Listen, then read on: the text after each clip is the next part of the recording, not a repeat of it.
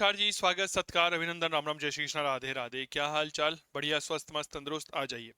हम हमारे first grade के सिलेबस में जो भारतीय इतिहास, विश्व इतिहास है, उन सब में अंतिम टॉपिक की ओर आगे बढ़ रहे हैं। और इसी के साथ फिर आपका पाठ्यक्रम कंप्लीट हो जाएगा। केवल राजस्थान का इतिहास बचेगा जिसकी चर्चा हम करते रहेंगे, आप निश्चिंत रहिए। लेकिन ओवरऑल कंप्लीट हो जाएगा, ठीक है। और यह आता है स्वतंत्रता आंदोलन के प्रमुख नेता या राष्ट्रीय आंदोलन के प्रमुख नेता। कुल मिलाकर के 7 नेता हमारे सामने हैं। जवाहरलाल नेहरू, सुभाष चंद्र बोस, मौलाना आजाद, वल्लभ भाई पटेल है, सी राजगोपालाचारी है, राजेंद्र प्रसाद है, डॉक्टर भीमराव अंबेडकर है। अब देखो, हमें इन नेताओं के संदर्भ में कोई पीएचडी नहीं करनी है, पहली बड़ी बात। यह आपके स्नातकोत्तर पाठ्यक्रम के अंतर्गत आता है, और कोई एक आध प्रश्न कभी भूला बिसरा पूछ लिया जाए तो वह ठीक रहता है। हालांकि इन सब नेताओं के बारे में हमने 1885 से लेकर के 1947 तक का जो इतिहास पढ़ा, चाहे वह उदारवादी चरण हो, चाहे उग्रवादी हो, चाहे गांधीवादी हो, हमने बेहतरीन तरीके से इन सब की बातें आपके सामने रखी। क्या ये बात क्लियर हो गई? फिर अब हमें क्या करना है? अब हमें इन महत्वपूर्ण नेताओं के कुछ जीवन परिचय के बारे में, कुछ किताबों के बारे में पढ़ना है जहां से सवाल पूछा जाता है। तो एक टॉपिक डालिए, राष्ट्रीय आंदोलन के प्रमुख नेता।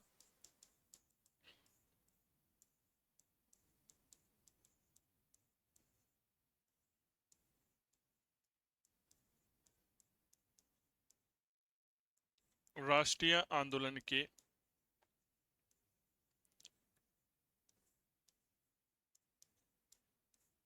प्रमुख नेता, major leader of Indian national movement. कौन कौन पढ़ने हैं सर? पहले नेता आते हैं जवाहर लाल नेहरू। क्लियर हो गई? दूसरे नेता का नाम आता है सुभाष चंद्र बोस।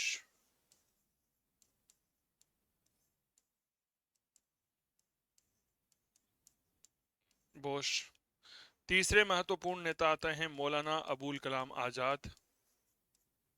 मौलाना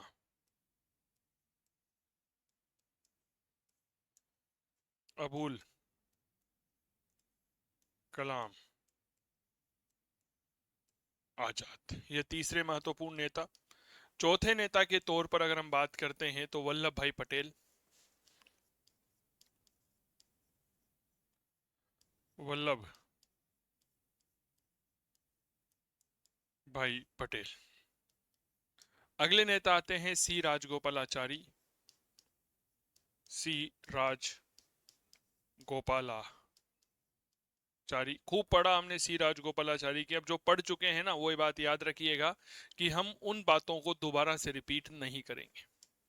क्या ये बात क्लियर हो गई? बिल्कुल, उन बातों को दोबारा से रिपीट नहीं किया जाएगा। एक आते हैं डॉक्टर राजेंद्र प्रसाद, और जो अंतिम नेता हमारे पाठ्यक्रम में दे रखे हैं, that is doctor Bhimrao Ambedkar.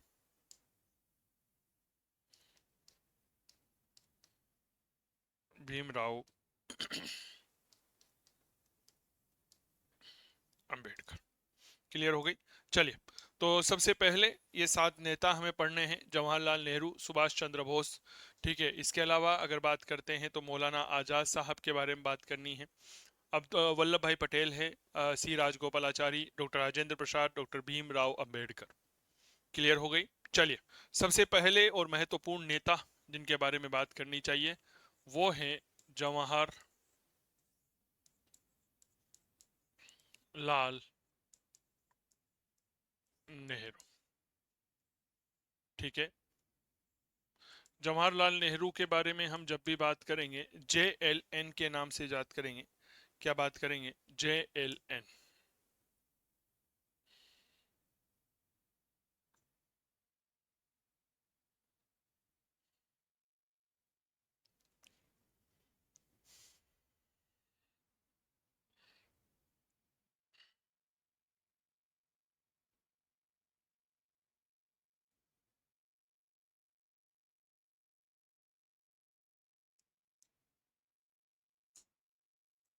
देखिए सर, ये है जवाहरलाल नेहरू, ऑफिशियल फोटो है इनका। आप कहीं भी जाएंगे तो जवाहरलाल नेहरू का अगर ऑफिशियल फोटो देखेंगे तो वह इसी तरह का होगा। क्लियर हो गई? 14 नवंबर 1889 को इलाहाबाद में इनका जन्म हुआ और जो इनका घर था वह आनंद भवन कहलाता था। बच्चों से बहुत प्रेम करते थे, इसीलिए प्रतिवर्ष 14 नवंबर को बाल दिवस मनाया जाता है। ठीक है, लिखिए जन्म 14 नवंबर 1889 को इलाहाबाद में। 14 नवंबर बाल दिवस मनाया जाता है, चिल्ड्रंस डे जिसे हम कहते हैं, बाल दिवस मनाते हैं। इनका बचपन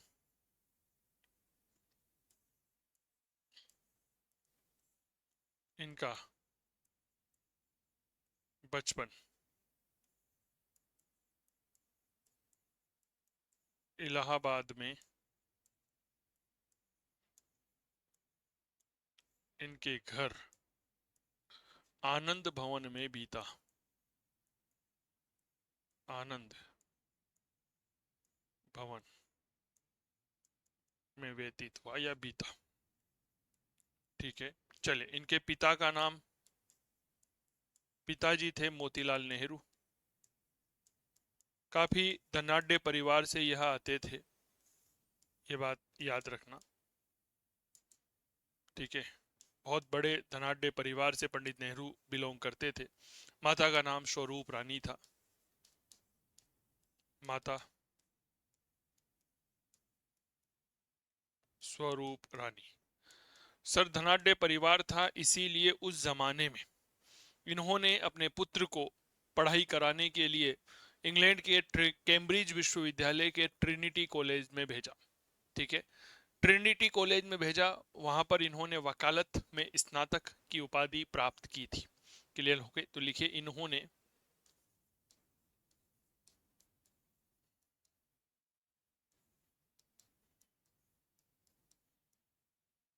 इंग्लैंड के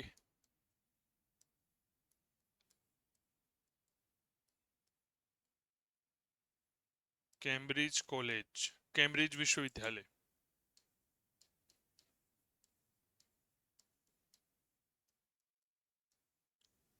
विश्वविद्यालय के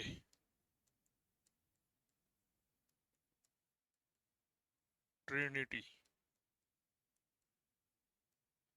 कॉलेज से वकालत में स्नातक किया। तो कहां से पढ़े हुए थे? इंग्लैंड के कैम्ब्रिज विश्वविद्यालय से। आज एक बात बताइए, हम गांव से जयपुर आकर के पढ़ना चाह रहे हैं तब भी 2 बार विचार करते हैं, क्या मैं ठीक कर रहा हूँ? कई सारे विद्यार्थियों के मेरे पास फोन आते हैं कि सर आपका कोर्स हम नहीं ले सकते हैं, इस तरह की, मतलब व्यक्ति की परिस्थितियों के ऊपर निर्भर करता है। ये उस समय कैम्ब्रिज विश्वविद्यालय के ट्रिनिटी कॉलेज से वकालत में स्नातक की थी।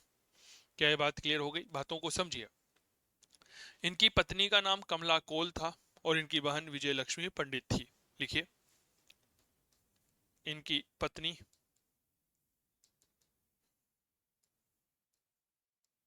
डेट इज कमला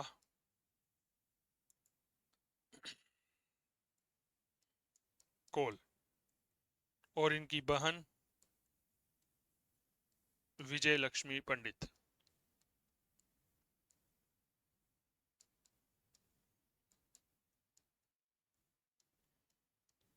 लक्ष्मी पंडित भारत आए और भारत आकर के कांग्रेस से जुड़ गए। पहली बार 1912 में कांग्रेस का बांकीपुर अधिवेशन हुआ था, उसमें यह भाग लेते। ठीक है, पहली बार, ऐसा लिखिए, कांग्रेस के, इंडियन नेशनल कांग्रेस के 1912 ईस्वी के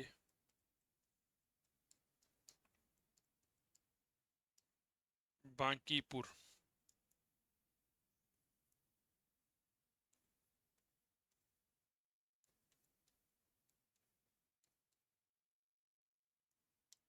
अधिवेशन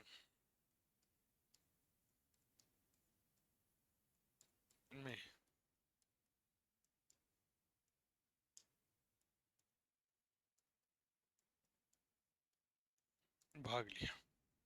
1912 में कांग्रेस का बांकीपुर अधिवेशन हुआ, उसमें बढ़ चढ़कर के हिस्सा लिया और अपनी बात लिखी। पंडित नेहरू के कई सारे विचार थे। सबसे पहला विचार, जवाहरलाल नेहरू आईसीएस जो इंडियन सिविल सेवा या भारतीय सिविल सेवा जो हुआ करती थी, इससे बहुत घृणा करते थे। और यह सिविल सेवा को स्टील रूपी फ्रेम कहा करते थे। जैसे किसी तस्वीर को हम फ्रेम के अंदर लगा सकते हैं तो उसके बाद वो तस्वीर कभी नहीं खिंच सकती है, तो इन्होंने कहा कि व्यक्ति इस आईसीएस में बंद करके रह जाता है और वो अपना डेवलपमेंट नहीं कर पाता, अपना विकास नहीं कर पाता, सर्वांगीण कॉग्निटिव डेवलपमेंट नहीं कर सकता। तो पंडित जवाहरलाल नेहरू आईसीएस के विरोधी थे। उन्होंने इस आईसीएस को स्टील रूपी फ्रेम बताया और इसे समाप्त करना चाहते थे। लिखिए, पंडित नेहरू, जवाहरलाल नेहरू भारतीय सिविल सेवा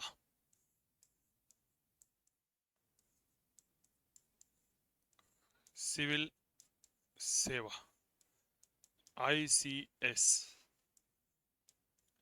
के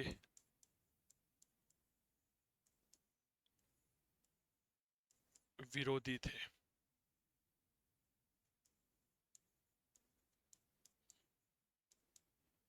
उन्होंने इसे स्टील का फ्रेम कहा।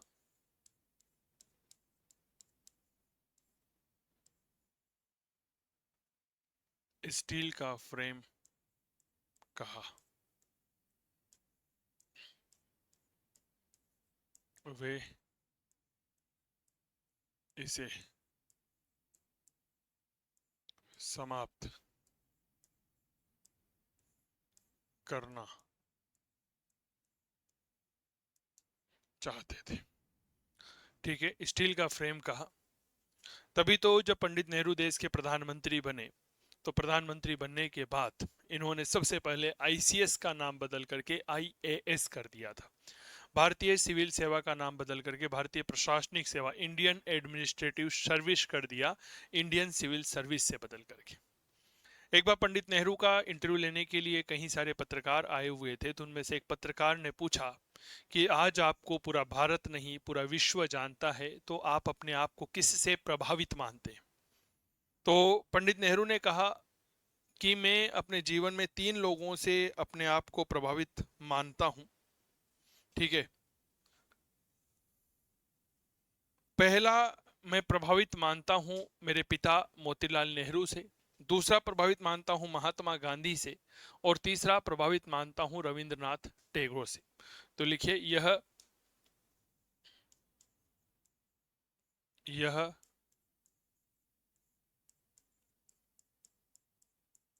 3 लोगों से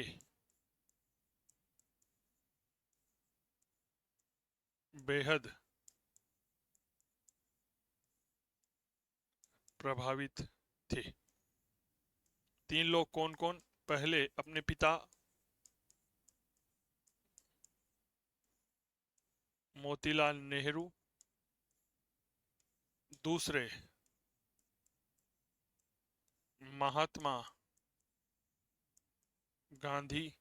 और तीसरे, गुरुदेव रविंद्रनाथ टैगोर। रविंद्रनाथ टैगोर, इनसे इन्होंने अपने आप को बहुत प्रभावित माना। क्लियर हो गए? आजकल दुनिया में बहुत कम लोग ऐसे होते हैं जो अपने पिता से वास्तव में प्रभावित होते हैं। क्या ये बात क्लियर हो गई? नहीं तो किसी छपरी को अपना आइडियल मान लेते हैं आजकल के लोग, और एक्स वाई जेड कार्य करने लगते हैं, लेकिन जीवन की वह सच्चाई नहीं होती। असहयोग आंदोलन के दौरान गिरफ्तार हुए, लखनऊ जेल में गए। सविनय अवज्ञा आंदोलन के दौरान गिरफ्तार हुए, नैनी जेल में गए रहे। लिखिए, जवाहरलाल नेहरू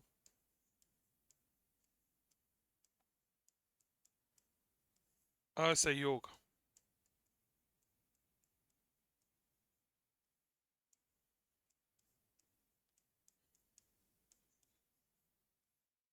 आंदोलन के दौरान कौन सी जेल में? लखनऊ जेल में।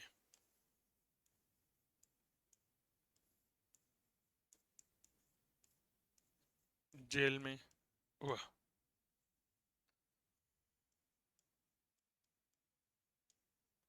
सविनय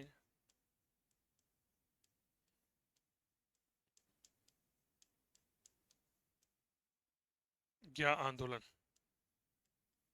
के दौरान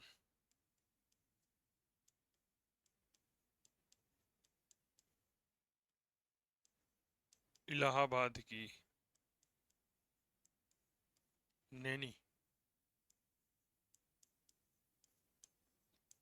जेल में रहे।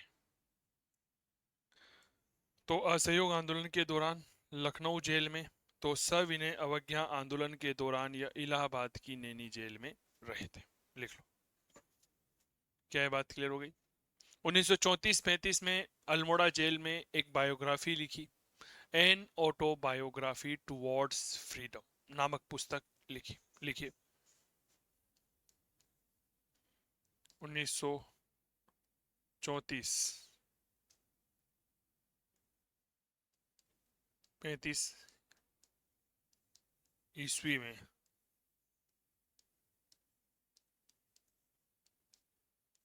अल्मोड़ा जेल में an autobiography towards freedom, N auto biography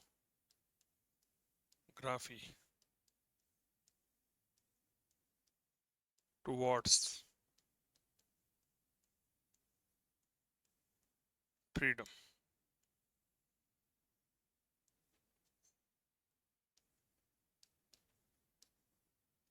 नामक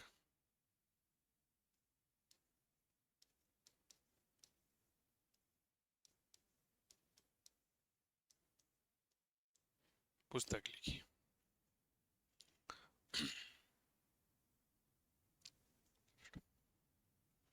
तो an autobiography towards freedom. Bharat छोड़ो आंदोलन के दौरान आपको पता है अहमदनगर जेल में गए थे। इसी दौरान इन्होंने डिस्कवरी ऑफ इंडिया लिख दी, जो अहमदनगर जेल के कैदियों को समर्पित है। लिखिए।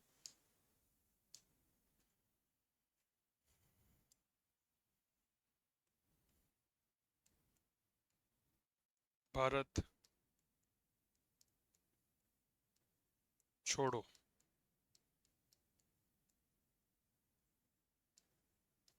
आंदोलन के दौरान यह अहमदनगर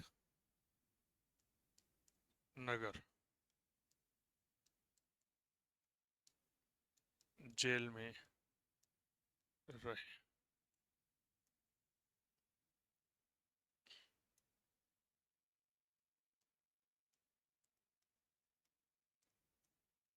यहाँ इन्होंने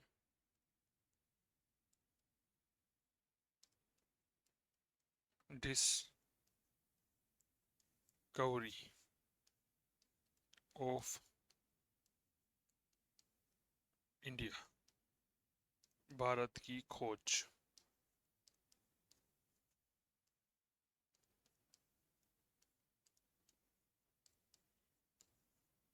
नामक पुस्तक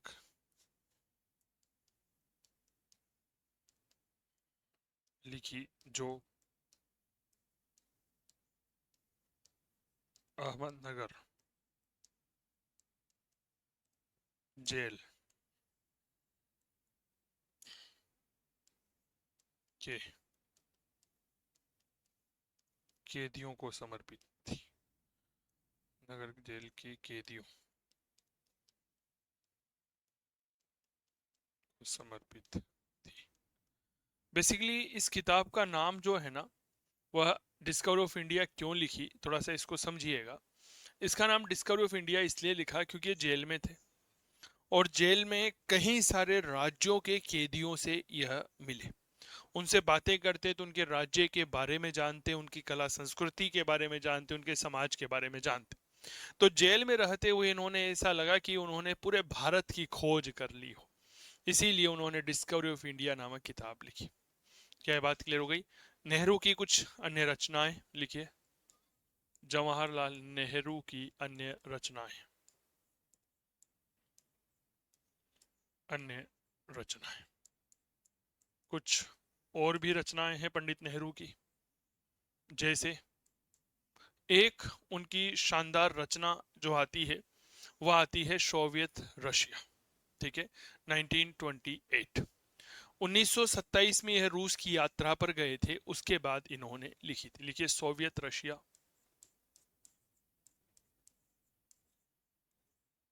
सोवियत रशिया 1928 में लिखित।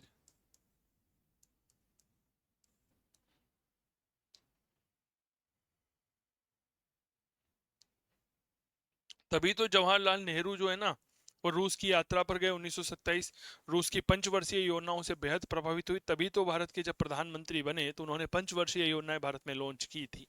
लिखिए 1927 में,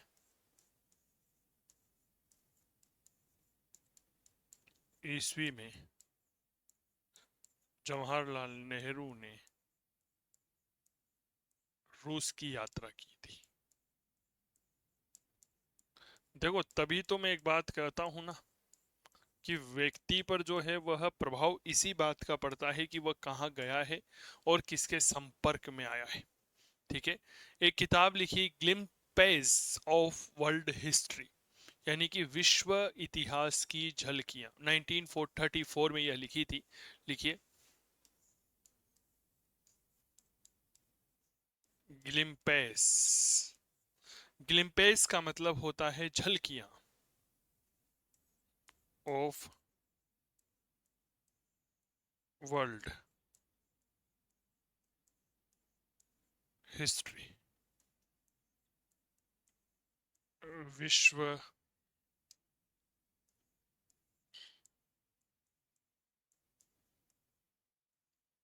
इतिहास की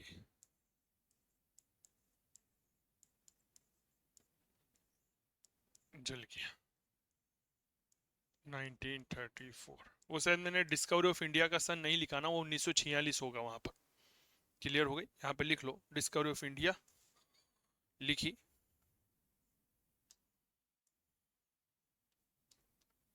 1946 ईस्वी। डिस्कवरी ऑफ इंडिया 1946, भारत की खोज। ग्लिम्पेस ऑफ वर्ल्ड हिस्ट्री, विश्व इतिहास की झलकी। पंडित जवाहरलाल नेहरू को इस किताब के लिए बहुत ज़्यादा धन्यवाद दिया जाता है विश्व इतिहास के इतिहासकारों के द्वारा, ठीक है। लिख लिया। एक जो इन्होंने किताब लिखी थी ना, ये वाली an autobiography and towards freedom, ये दो किताबें हैं बेसिकली, अलग अलग है, तो बीच में कोमा लिखा लो।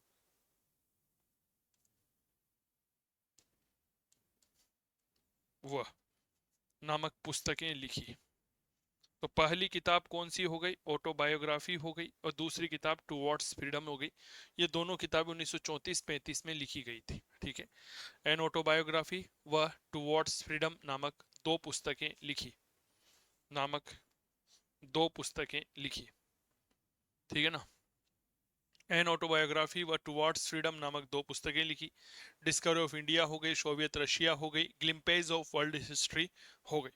एक इन्होंने 1941 में लिखी द यूनिटी ऑफ इंडिया, लिखिए।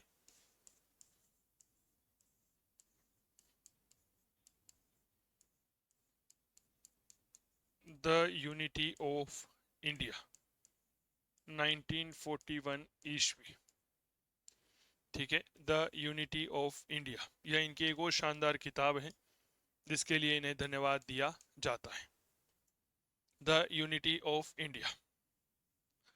इन्होंने एक पत्र लिखा, letters from a father her to her daughter, लिखिए letters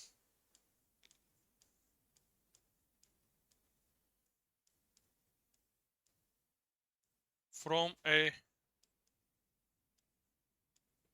father to her daughter, यानी कि एक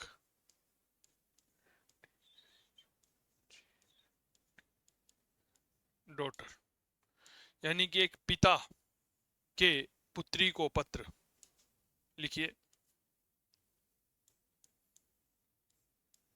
एक पिता के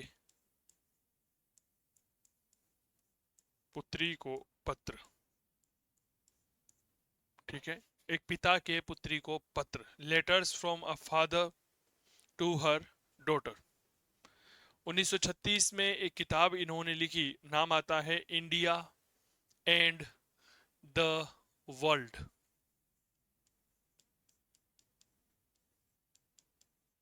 इंडिया एंड द वर्ल्ड, 1946 ईस्वी, भारत और विश्व।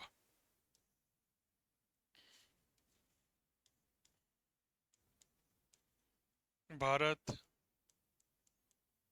और विश्व। इन्होंने लिखी अ बंच ऑफ लेटर्स, पत्रों का एक गुच्छा, 1958। लिखिए, a bunch of letters, a bunch of letters, 1958 ईस्वी। लिख लीजिए।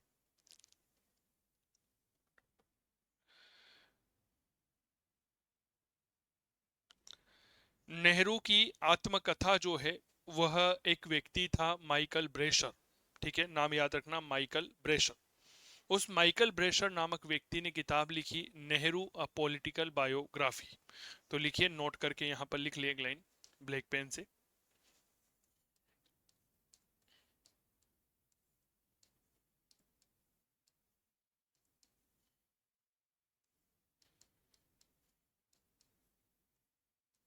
माइकल ब्रेशर ने Nehru a political biography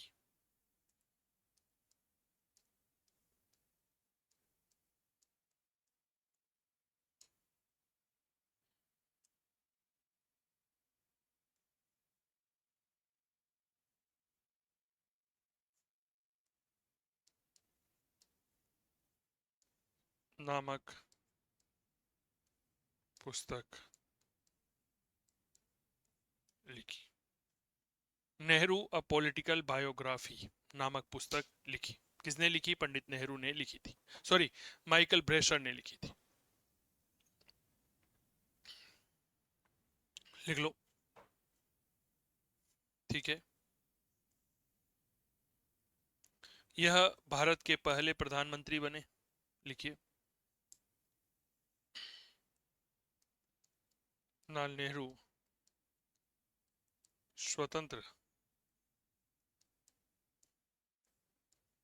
Bharat के पहले पीएम बने। 1955 में भारत रत्न दिया गया, ईस्वी में, यानी कि जब ये प्रधानमंत्री थे ना, तभी इन्हें भारत रत्न मिल गया था। इन्हें भारत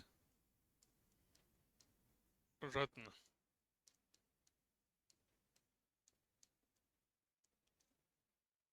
दिया गया, ठीक है। और मेरे दोस्त, 27 मई 1964 को इनका निधन हो गया। 27 मई 1964 को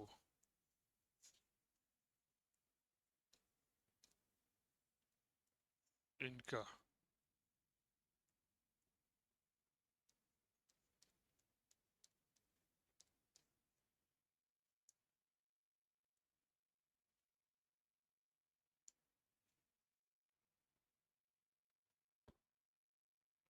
निधन हो गया। 27 मई 1964 को इनका निधन हो गया। क्लियर बात? तो ये थे पंडित नेहरू के बारे में जानकारी जो आपके साथ साझा करी। एक बात याद रखिएगा, किसी भी प्रकार के नेता के बारे में आप पढ़ रहे हो तो याद रखिएगा उसके द्वारा जो साहित्य लिखा गया है, आपको उन्हीं बातों पर गौर करना है। सबसे ज्यादा और सर्वाधिक प्रश्न आपके वहीं से पूछे जाते हैं, किसी नेता के द्वारा अगर पर्टिकुलर कोई स्पेसिफिक साहित्य लिखा गया है तो।